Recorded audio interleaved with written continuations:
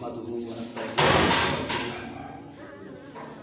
ونعوذ بالله من شرور أنفسنا ومن سيئات أعمالنا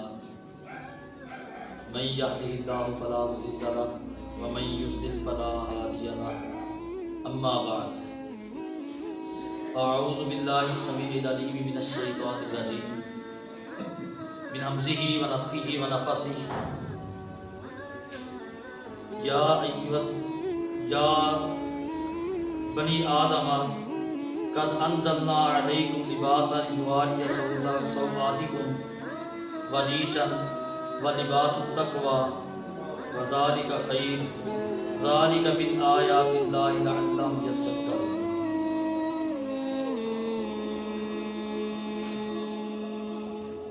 وقال النبی صلی اللہ علیہ وآلہ وسلم ثلاثۃ لا یکلمهم اللہ یوم القیامۃ ولا ينظر الیہم ولہم عذاب عظیم۔ قلت من هم یا رسول اللہ؟ خابوا وخسروا، فأعاد ثلاثا قلت من هم؟ خابوا وخسروا، قال المبسل ازارہ والمنان والمنفق سلعتہ بالحلف الکاذب او الفاجر۔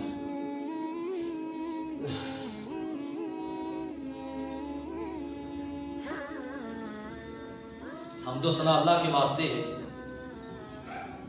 اور درود و سلام جناب محمد رسول اللہ صلی اللہ علیہ وآلہ وسلم کے ذات بابرکات کے لیے کہ جو نبی پیغمبر بھی ہیں، امام بھی ہیں، مرشد بھی ہیں، ہادی بھی ہیں، جو کوئی لفظ استعمال کیا جا سکتا ہے کوئی ہدایت دینے والے کے لیے، ہدایت پہنچانے والے کے لیے، وہ ہر ایک لفظ آپ صلی اللہ علیہ وآلہ وسلم کی ذات پر صادق آتا ہے۔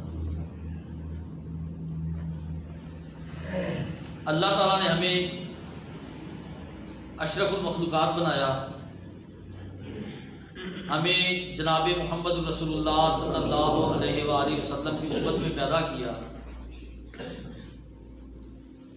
کہ جس امت کو اللہ نے تمام امتوں سے بہتر قرار دیا، تو معلوم یہ ہوا کہ ہم میں سے ہر ایک فرد اللہ تعالیٰ کے ہاں عزت والا ہے، وقار والا ہے، اس کا ایک مرتبہ اور مقام ہے، لیکن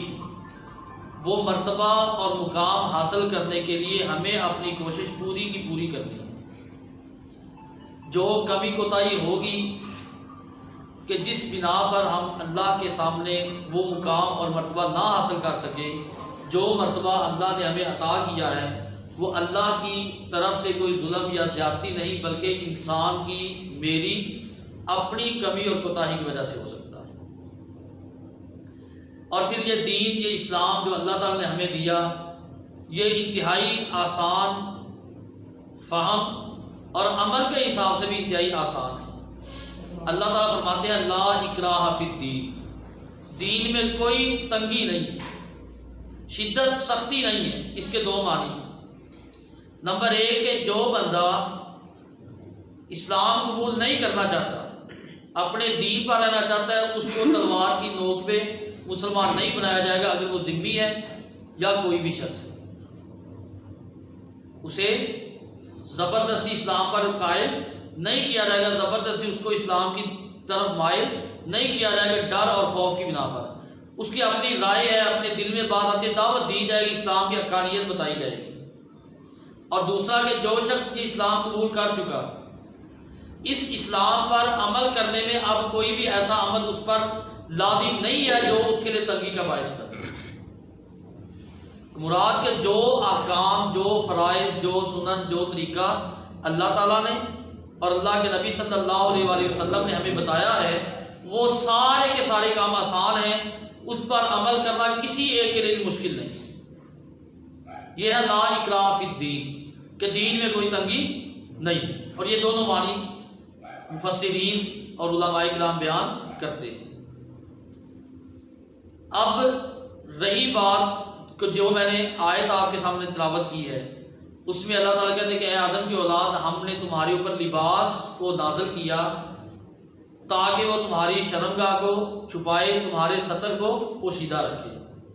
وریشن اور خوبصورتی کا باعث بنایا۔ اب اس خوبصورتی پر ہم بات کریں گے کہ لباس اللہ نے اتارا ہے سطر کو ڈھانپنے کے لیے، پوشیدہ رکھنے کے لیے، اپنے آپ کو محفوظ اور معمون رکھنے کے لیے، تو اس کے ساتھ یہ خوبصورتی کیا ہے، کس طرح خوبصورتی حاصل ہوگی؟ تو اس کے لیے ہمیں دیکھنا ہے کہ ہم نے نبی اکرم صلی اللہ علیہ وآلہ وسلم کے حکم، نبی اکرم صلی اللہ علیہ وآلہ وسلم کے طریقے اور نبی اکرم صلی اللہ علیہ وآلہ وسلم کی سنت کی طرف دیکھنا ہے کہ آپ صلی اللہ علیہ وسلم نے لباس پہننا تو کس طرح کا لباس تھا، کیا اس کی حدود اور قیود بیان کی، اور دوسری بات کہ کون سا لباس غلط ہے اور ٹھیک نہیں۔ سب سے پہلی بات جو بنیادی طور پر ایک حدیث بیان کرتا ہوں، نبی اکرم صلی اللہ علیہ وآلہ وسلم نے فرمایا کہ ربا کاسیۃ فی الدنیا عاریۃ فی الآخرہ، کہ کتنی ہی دنیا میں لباس پہننے والی عورتیں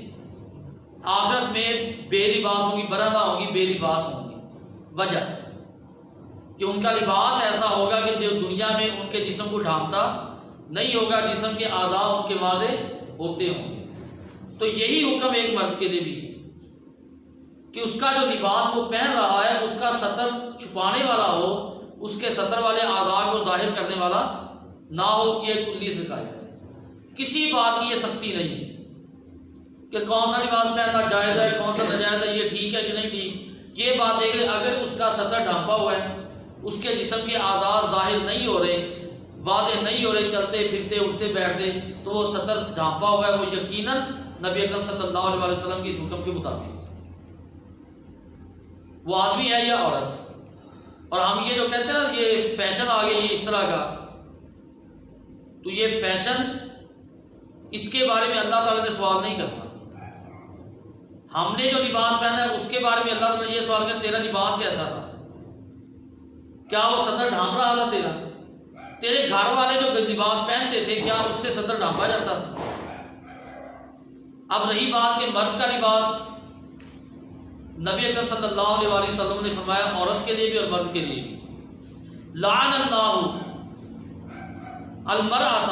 تلبس لبسۃ الرجل،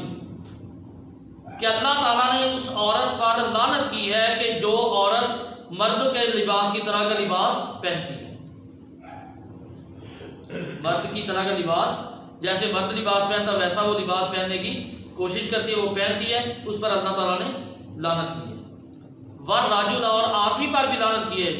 یلبس لبسۃ المرأۃ، کہ جو عورت کے لباس کی طرح لباس پہنتا ہے۔ ایک دوسرے کے ساتھ مشابہت میں عورت عورتوں والا لباس پہنے اور مرد مردوں والا لباس پہنے، اپنا اپنا لباس ہو جیسا کہ معاشرے میں پایا جاتا ہے، اس کے ساتھ مشابہت نہ ہو۔ اور ہم بھی ذرا اپنے آپ کو دیکھیں، یہ ہمارے نجی معاملات ہیں، ہم کسی پر فتویٰ نہیں ڈال سکتے، کسی پر ہم سختی نہیں کر سکتے، کسی کو کہہ نہیں سکتے کہ تو ایسے کر رہا ہے اور تو نہیں کر رہا۔ یہ ہم نے خود دیکھنا کہ ہمارے گھروں میں لباس جو پہنا جاتا ہے کیا وہ پردے والا ہے، کیا وہ شرم حیا والا لباس ہے، کیا وہ سطر ڈھانپنے والا لباس ہے۔ اور پھر اگلی بات، عورت کے لیے کیا حکم آیا کہ اس کے ٹخنے سے نیچے ہوگا لباس، سارے سر کے بال بھی، سر بھی ڈھانپا ہو، سارے جسم پر بھی کپڑا ہو، اور جو تہ بند یا شلوار ہے وہ کیا ہے ٹخنوں سے نیچے تک جائے، اس سے اوپر نہ ہو، کہ جسم کا کوئی حصہ بھی نظر نہ آ رہا ہو، واضح نہ ہو۔ اور پاک دامن عورتیں کیا ہوتی ہیں کہ وہ اپنے آپ کو ویسے ہی چھپا کے رکھتی ہیں، ہر حالت میں اپنے آپ کو چھپا کے، غیر محرم سے، غیر سے، کسی دوسرے سے، اجنبی سے وہ سامنے آنے کی کوشش نہیں کرتی، اپنے آپ کو اس طرح نہیں کرتی کہ کوئی اس کی طرف دیکھے۔ اور پھر مرد کے لیے کیا حکم دیا کہ مرد کے لیے کم از کم اگر لباس ہے، اس کے پاس کپڑا ہے کم از کم، تو وہ کیا ناف سے لے کر گھٹنے تک اپنی جسم کو ڈھانپ لے، یہ حصہ اس کا کسی کے سامنے ظاہر نہیں ہونا چاہیے، ڈھانپا ہونا چاہیے۔ اور اگر لباس پورا ہے پھر کندھے، جیسے قمیض اور شلوار ہم پہنتے ہیں، ٹھیک ہے۔ اب جو شلوار پہنی ہے اس نے، اس کی حد کیا ہونی چاہیے، اس کے بارے میں آج اصل میں بات کریں گے کہ نبی اکرم صلی اللہ علیہ وسلم کا فرمان میں نے آپ کے سامنے پڑھا ثلاثۃ لا ينظر اللہ لا يكلمهم اللہ الیہم ولا ينظر الیہم ولہم عذاب علیم، کہ تین آدمی ہیں کہ جن پر کیا ہے جن کی طرف نہ تو اللہ تعالیٰ دیکھے گا، نہ اللہ ان سے کلام کرے گا، وَلَهُمْ عَذَابٌ عَلِيمٌ، اور ان کے لیے دردناک عذاب۔ اب بات یہ میری ہو تو یہ سختی کہہ سکتے ہیں ہم کہ بھی تو کون ہوتا ہے بات سختی سے کرنے والا، عذاب کی باتیں بتانے والا، جہنم کے فرمان جاری کرنے والا۔ بات اس ہستی کی ہے کہ جس کی بنیاد دین اور اصل ہے، اور یقیناً لا اکراہ فی الدین اس میں بھی پایا جاتا ہے کہ دین میں سختی نہیں ہے، دین میں سختی نہیں ہے۔ اس میں بھی ہے کہ یہ کام تم نے کرنا نہیں، اگر یہ جو کام جن کا ذکر کیا جا رہا ہے اگر تم کرو گے تو تمہارا اللہ تعالیٰ کے ساتھ کوئی واسطہ کوئی تعلق نہیں ہوگا۔ یقینی طور پر کیا ہے نہ تو اللہ تعالیٰ ان کی طرف دیکھے گا، مراد رحمت کی نظر سے، اللہ تعالیٰ کی نظر میں سارے ہی ہیں، قیامت والے دن بھی سارے ہی ہوں گے، لیکن رحمت والی نظر اس پر نہیں ہوگی، غضب والی ہو سکتی ہے، غصے والی، ناراضگی والی، نہ ان سے کلام کرے گا، اور ان کے لیے عذاب ہے دردناک۔ صحابی کہتے ہیں کہ من ہم یا رسول اللہ، کون ہے وہ اللہ کے رسول؟ فرمایا خواب و خاسر، بدبخت ہوئے اور انہوں نے نقصان اٹھایا، 3 دفعہ فرمایا یہ، فاعاد ثلاثا، 3 مرتبہ دہرایا، بدبخت ہوئے، گھاٹے میں پڑ گئے، نقصان میں پڑ گئے۔ پھر کہتے ہیں کہ میں نے کہا، صحابی کہتے ہیں کہ میں نے کہا من ہم یا رسول اللہ، خواب و خاسر ہو، کہ کون ہے یہ بدبختی والے اور نقصان اٹھانے والے؟ سب سے پہلے کیا ہونا؟ المبسل اذا رأى، کہ اپنی تہ بند کو، اپنی شلوار کو لٹکانے والا، مراد کیا اسے؟ ٹخنوں سے نیچے، ٹخنوں سے نیچے کرنے والا، اس کے اوپر اللہ تعالیٰ رحمت کی نظر سے نہیں دیکھے۔ نمبر 2، اپنا مال بیچنے والا جھوٹی قسم کے ساتھ، جھوٹی قسم اٹھا کے اپنے مال کو بیچنے والا۔ تو یہ کام جو شخص بھی کرے گا کہ اس کی شلوار ٹخنوں سے نیچے جائے، تو نبی اکرم صلی اللہ علیہ وسلم کا کیا فرمان ہے کہ اللہ تعالیٰ اس کی طرف نہیں دیکھے گا۔ ہم نے اس کو بھی اللہ کے نبی صلی اللہ علیہ وسلم کے حکم کو، اللہ کے نبی صلی اللہ علیہ وسلم کی سنت کو، ہم نے اس کو بھی تفرقہ بازی میں ڈال دیا کہ یہ وہ کرتا ہے اس لیے میں نہیں کر سکتا۔ تو اس طرح تو نہیں ہو گیا کہ تو یہ کام شروع کر دیا تو نے۔ اور پھر نبی اکرم صلی اللہ علیہ وسلم کے صحابی ایک قصہ بیان کرتے ہیں کہ زرارہ، عمر بن زرارہ رضی اللہ تعالیٰ عنہ تھے، ان کی جو پنڈلیاں تھیں وہ ٹیڑھی تھیں، کمزور تھی، پتلی تھی، کہ بظاہر انہیں محسوس ہوتا ہے کہ وہ اچھی خوبصورت نہیں ہے، تو شلوار اونچی کرو گے تو پتہ نہیں کیا ہوگا۔ تو آپ صلی اللہ علیہ وسلم نے اسے دیکھا، فَأَنْكَرَ عَلَيْهِ، تو آپ نے اس بات کا انکار کیا کہ نہ میرے بھائی، اے میرے صحابی، یہ بات ٹھیک نہیں ہے۔ ارفع ازارک، اپنی ازار کو بلند کرو، ٹخنوں سے اوپر رکھو۔ کیوں؟ ان اللہ قد احسن کل شیء خلقہ، کہ اللہ تعالیٰ نے جو چیز پیدا کی وہ خوبصورت ہی پیدا کی۔ اب یہ عذر ایک بن سکتا تھا کہ جب بالکل کمزور آدمی ہے، پتلی سی پنڈلی ہیں، جب شلوار اونچی کرتا ہے تو عجیب و غریب محسوس ہوتا ہے، تو اس کو بھی آپ نے کہا کہ نہیں یہ بات ٹھیک نہیں، تو نے وہ کام کرنا ہے جو سنت ہے، جو طریقہ ہے۔ اور پھر نبی اکرم صلی اللہ علیہ وسلم کی حدیث کہ لا ينظر اللہ الی من جر ثوبہ بطرا، کہ اللہ تعالیٰ اس شخص کی طرف نہیں دیکھے گا کہ جو شخص اپنی شلوار کو تکبر کی وجہ سے لٹکاتا ہے۔ ایک تو اس میں یہ خبر ہے کہ جو لٹکانے والا ہے وہ تکبر نہیں ہونا چاہیے اس میں، جو بظاہر ہمیں نظر آ رہا ہے، لیکن حقیقت اس کی کیا ہے کہ نبی اکرم صلی اللہ علیہ وسلم بیان یہ کرنا چاہتے ہیں کہ جو بھی اپنے شلوار کو ٹخنوں سے نیچے لے کے جاتا ہے وہ تکبر کرنے والا ہے، وہ مانے یا نہ مانے، وہ اس کا اقرار کرے نا یا نہ کرے، وہ جتنے مرضی دلائل بیان کرے کہ نہیں کہ مجھ میں تکبر نہیں ہے، جب شلوار اس کی نیچے گئی تو تکبر شروع ہو گیا اس کا۔ اور پھر رسول اللہ صلی اللہ علیہ وسلم کا فرمان کہ قدرت المومن الی نصف ساقیہ، کہ مومن کی شلوار تہبند اس کے نصف پنڈلی تک ہوتی ہے. لیس علیہ حرج ولا جناح، اس پر گناہ یا کوئی حرج نہیں ہے. فیما بینہ و بین الکعبین، کہ نصف پنڈلی سے لے کر ٹخنوں تک اس کے درمیان کر دے. ما اسفل من الکعبین فہو فی النار، کہ جتنی بھی اس کی شلوار ٹخنوں سے نیچے جائے گی تو وہ جہنم کی آگ میں. ہم دیکھیں ہم کیا سمجھتے ہیں کہ جو شلوار ٹخنوں سے نیچے چھوڑنے کی بجائے اس کو اوپر رکھتا ہے کہ اس کے ٹخنے نظر آ رہے ہیں، تو ہم اس کو پتہ نہیں کتنے فتوے دیتے ہیں. ہم اس کے لیے کتنا اس کے لیے مذاق اڑایا جاتا ہے کہ بھائی ہم اس کو مذاق نہیں اڑا رہے، ہم اس کو مذاق نہیں کر رہے، ہم اس سنت کا مذاق اڑا رہے ہیں جو نبی اکرم صلی اللہ علیہ وسلم نے بیان کی، جس کے بارے میں آقا علیہ الصلوۃ والسلام نے حکم دیے. مجھے محسوس ہوتا ہے، مثال دے رہا ہوں، حالانکہ محسوس ہونا نہیں چاہیے، کہ سنت ہے اللہ کے نبی صلی اللہ علیہ وسلم کی، تو کم از کم اتنا تو میں کر سکتا ہوں کہ میری شلوار ٹخنوں سے نیچے نہ جائے، بالکل چاہے ٹخنوں کے پاس ہی کیوں نہ ہو. اور دنیا جو بھی کہے، دنیا جیسے بھی کہے، میرا کام کیا کہ میں نے اس لیے کام کیا کہ یہ حکم نبی اکرم صلی اللہ علیہ وسلم نے دیا ہے.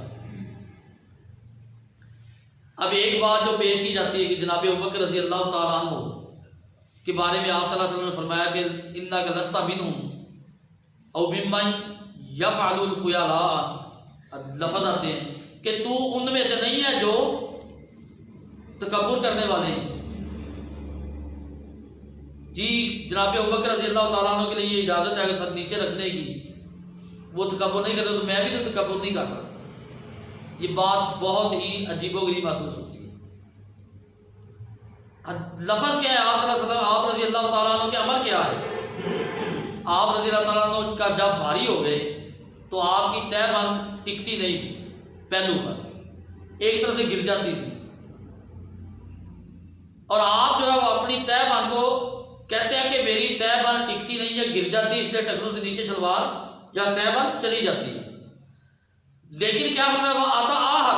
میں اس کو بار بار دہراتا ہوں، صحیح کرتا ہوں، بار بار اٹھاتا ہوں، اس کو تکرار کرو، چھوڑ نہیں دیا اس کو کہ بس ٹھیک ہے مجھ سے نہیں سنبھال جائے، چھوڑو نہیں، اس کو چھوڑا نہیں ہے، بلکہ کیا کہتے ہیں کن تو آتا میں اس کو بار بار ٹھیک کرتا ہوں، ٹخنوں سے اوپر کرتا ہوں، پھر گر جاتی ہے. تو پھر آپ صلی اللہ علیہ وسلم کہ تو ان میں سے نہیں ہے جو تکبر کرتے ہیں. اب اس میں کیا ثابت ہوتا ہے؟ نمبر ایک کیا جی جناب ابوبکر رضی اللہ تعالیٰ عنہ کے لیے یہ تزکیہ نفس کی شہادت دینے والے کون ہیں؟ نبی اکرم صلی اللہ علیہ وسلم. کیا میرے بارے میں بھی یہ تزکیہ نفس پیش ہوا ہے؟ آپ صلی اللہ علیہ وسلم میرے بارے میں کہا تو تکبر کرنے والوں میں نہیں ہے، کبھی بھی نہیں ہو سکتا. یہ ان کے لیے وضاحت ہے، تزکیہ نفس ہے، گواہی ہے کہ تو تکبر کرنے والوں میں نہیں ہے. میں نے اس کو دلیل پکڑ لی. دوسری بات وہ چھوڑ نہیں بیٹھے، انہوں نے چھوڑا نہیں ہے کہ بس ٹھیک ہے گر جاتے میرا کیا قصور ہے. انہوں نے اس کو بار بار صحیح کرنے کی کوشش کی ہے، بار بار صحیح کر رہے ہیں، پھر دوبارہ ٹخنوں سے اوپر، پھر دوبارہ ٹخنوں سے اوپر. اگر میں بھی اس طرح کر رہا ہوں اور وہ نہیں ٹک رہی تو پھر میں بھی یقیناً اللہ تعالیٰ کے ہاں معذور ہوں. ٹھیک ہے جی، اللہ تعالیٰ کے ہاں مجھے بھی بری کر دیا جائے گا، بھی کوشش تو کی ہے. اب میں صرف اس بنا پر چھوڑ دیتا ہوں کہ جناب ابوبکر رضی اللہ تعالیٰ عنہ کو اجازت دی آپ صلی اللہ علیہ وسلم نے. اب جناب ابوبکر رضی اللہ تعالیٰ عنہ کے لیے فرمایا کہ میں نے سب کے احسان اتار دیے سوائے ابو بکر کے رضی اللہ تعالیٰ عنہ. ابو بکر جنت میں جائیں گے رضی اللہ تعالیٰ عنہ. اب کیا سارے کے سارے یہ احکام جو ان کے لیے آئے ہیں، میں بھی یہ دعویٰ کرتا ہوں کہ میرے لیے بھی اسی طرح ہے. اور وہ جن کے لیے یہ احکام آئے، جن کے لیے یہ فرمان جاری ہوئے کہ ابو بکر فی الجنہ، احد پہاڑ پر کھڑے ہیں، پہاڑ ہل رہا ہے، ساتھ کون ہے؟ جناب ابو بکر رضی اللہ تعالیٰ عنہ، جناب عمر رضی اللہ تعالیٰ عنہ اور جناب عثمان رضی اللہ تعالیٰ عنہ. پاؤں پہ ٹھوکر ماری، کہا کہ میں پہاڑ رک جا، میرے اوپر ایک صدیق اور 2 شہید ہیں، ایک صدیق اور 2 شہید. جناب عمر رضی اللہ تعالیٰ عنہ بھی شہید ہوئے اور جناب عثمان رضی اللہ تعالیٰ عنہ بھی شہید ہوئے. اب اس بات کو آڑ بنا کے میں اپنی شلوار کو ٹخنوں سے نیچے گراتا ہوں اور میں اس کی پرواہ نہیں کرتا، یہ ایک انتہائی عجیب حرکت ہوگی، کیونکہ میرے لیے رسول اللہ صلی اللہ علیہ وسلم نے بشارت نہیں دی، میری گواہی رسول اللہ صلی اللہ علیہ وسلم نے نہیں دی کہ میں تکبر نہیں کرتا. تو میرے بھائی یہ ساری کی ساری باتیں جو چند ایک باتیں میں نے آپ کے سامنے گزارشات رکھی ہیں یہ میری اپنی نہیں، یہ اس ذات کی ہیں کہ جس کے لیے اللہ تعالیٰ نے فرمایا تھا، جس کے لیے اللہ تعالیٰ نے فرمایا قد کان لکم فی رسول اللہ اسوۃ حسنہ، کہ تمہارے لیے رسول اللہ صلی اللہ علیہ وسلم کی زندگی بہترین نمونہ ہے۔ اور ہم نے انشاءاللہ ہر بار دیکھنا ہے کہ اس ہفتے میں، ان 10 دنوں میں، ان 2 دنوں میں نے کون سا غلط کام چھوڑنے کی کوشش کی ہے اور کون سا اچھا کام کرنے کی کوشش کی ہے۔ احتساب نہیں کہ ہاتھ کھڑا کریں، پوچھیں جی، بتائیں جی کہ آپ نے کیا کیا، یہ ہم نے خود سوچنا ہے، ہم نے خود اپنا محاسبہ کرنا ہے بیٹھ کے کہ اگر میں نے اس ہفتہ میں جو پچھلا ہفتہ گزرا ہے، پچھلا ہم نے درس سنا، جو ہم نے بات سنی، اب اس 7-6 دنوں میں کیا میں نے اپنے آپ میں تبدیلی لانے کی کوشش کی؟ اگر تو کوشش کی ہے، اللہ تعالیٰ کوشش دیکھتا ہے، اور جب بندہ کوشش کرتا ہے تو اللہ تعالیٰ اس کو وہ رستہ دکھا دیتا ہے۔ اور اب ہم نے انشاءاللہ کوشش یہ کرنی ہے، یقینی طور پر ہم میں سے ہر ایک اور یہ کر سکتا ہے۔ دنیا کی ساری لوگ، سارے افراد مذاق کرنے والے بن جائیں، اس کو دھتکارنے والے بن جائیں کہ یہ کون سا نیا کام شروع کر رہا ہے، لیکن ہم نے کس کی پرواہ کرنی ہے؟ ہم نے اس حکم کی پرواہ کرنی ہے جو ہمیں اللہ کے نبی صلی اللہ علیہ وسلم نے دیا ہے۔ صرف اتنی سی بات، میں نہیں کہتا کہ آپ ٹخنے کے اوپر آدھی پنڈلی تک شلوار کریں، آدھی پنڈلی تک آپ کی شلوار یا تہ باندھو، اتنا نہیں کہتا میں، لیکن جس کی اجازت ہے کم از کم اتنی ضرور کر لیں کہ یہ جو احکام ہم نے سنے ہیں کہ لا ينظر اللہ الیہ من جر ثوبہ خیلاء، کہ اللہ تعالیٰ اس شخص کی طرف نہیں دیکھے گا کہ جس نے اپنی تہ بند اپنی شلوار کو ٹخنوں سے نیچے لٹکایا۔ ہم اتنا سا کام کر لیں کہ ہماری شلوار کم از کم اتنی اونچی ہونی چاہیے کہ وہ ٹخنوں سے اوپر ہو، ٹخنے اس سے ڈھکے ہوئے نہ ہو، اور یقیناً یہ ہم کر سکتے ہیں۔ اور پھر یہ لاہور میں ایک نا رواج چلا تھا، عورتوں میں، لڑکیوں میں لباس لواتے تھے تو اور شلوار کہتے ہیں اونچی رکھنی ہے، اور اس کو کہتے ہیں جی بھابھی کٹ، استغفر اللہ، نعوذ باللہ من ذالک، کہ کیوں؟ کہ حدیث پر عمل کرنے والا، بھابھی تو نام انہوں مشہور کر دیا نا، حدیث پر عمل کرنے والا اور حدیث کو لے کر چلنے والا، اس کو ان عورتوں نے، ان ماڈرن لوگوں نے، ان فیشنیبل لوگوں نے کیا کہہ دیا جی؟ لباس غلط پہننا، سنت کے خلاف پہننا، اور پھر اس کا نام کیا دے دیا جی؟ یہ والا، کہ چلو جی یہ وہ لوگ ہیں۔ تو یہ بات نہ بھابھی کی، نہ سنی کی، نہ شیعہ کی، نہ کسی اور کی، یہ بات کیا رسول اللہ صلی اللہ علیہ وسلم کی۔ اور رسول اللہ صلی اللہ علیہ وسلم ہمارے لیے محترم، مکرم اور ہمارے لیے عظیم شخصیت ہے کہ جن کی پیروی کرنا ہمارے اوپر لازمی ہے۔ اب ہم نے کوشش کرنی ہے جتنی ہم کر سکتے ہیں اپنی طرف سے،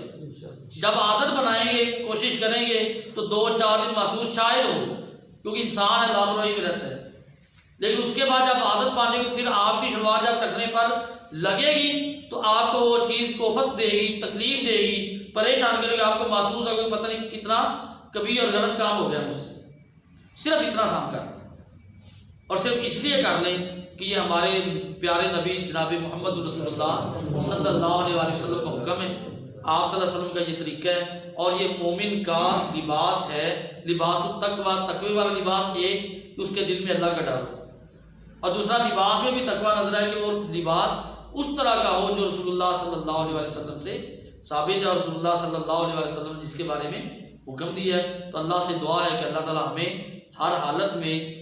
اپنی طاقت اور وسعت کے مطابق اس طریقے کو اپنانے کی توفیق عطا فرمائے جو طریقہ ہمیں رسول اللہ صلی اللہ علیہ وسلم نے بتایا ہے، اور ساتھ ہماری کمی، ہماری کوتاہی، ہماری